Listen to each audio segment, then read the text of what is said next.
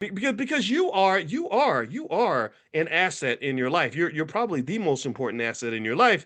And assets, the thing about assets is that assets only have value when they receive investment. If you have an asset, if I give you $1 billion company and you don't invest in that company, then that company is not going to be $1 billion company. It's going to become worthless. It'll probably go bankrupt.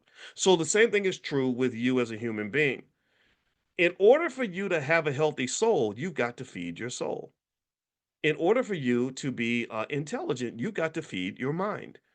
In order for you to be a good person, well, you've got to feed whatever is required for you to learn how to be a good person, how to be considerate, how to be empathetic, how to connect to other human beings, right? To have a good conversation, you have to pour into that, right? So you are your greatest investment, right? Investing in you is critically important. So what they find is that people who don't do that work, who are not encouraged to be thoughtful and decent and just worth something other than what you're wearing, they tend to go to the external stuff to compensate for these internal deficiencies that exist. And these internal deficiencies are quite broad, right? This happens all throughout the community. The trauma and everything else can lead us to have self-esteem problems. Maybe we don't feel like we're worthy. And I get that.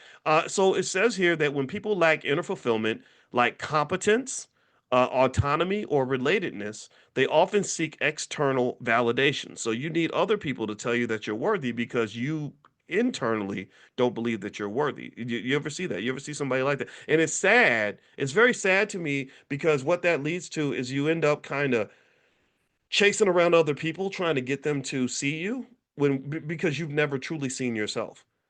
We do that with white people all the time. Black people, many black people I know don't feel like they've ever accomplished anything or are worth anything until they've been validated by white people. This is a very dangerous thing because what people will do is they will sell you your self-esteem.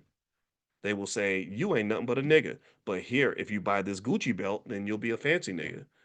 You ain't nothing but a black woman. But if you got this Coach purse, then give me a couple thousand, and I'll make you into an important black woman, right? You're just a Negro in a black neighborhood. But if you give me $200,000 and come to my university, then I'm gonna slap you with a label with a degree, and then you're gonna be able to tell all your friends that you are important now. You started from the bottom, now you're here. Where is here? What does that mean? Right? No, you were worthy before you got all these labels, but that's kind of the trick. So basically, when people lack inner fulfillment, they often seek external validation.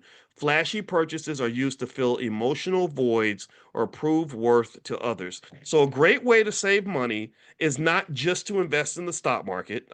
We've talked about that. Y'all know how to do that.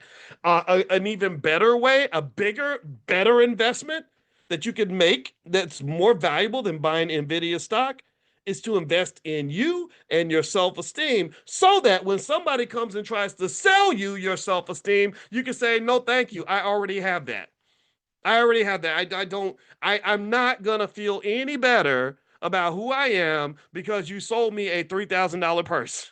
Right? No, I don't need to drive a Lincoln Navigator 2025 or whatever in order for me to feel like I'm a worthy human being. I can drive the Toyota Corolla and I'll be just fine. I know I'm somebody, whether you think I'm somebody or not. You're not going to sell me my self esteem. I'm going to put that self esteem money into my 401k so I can build some generational wealth up in this bitch. Do you understand what I'm saying?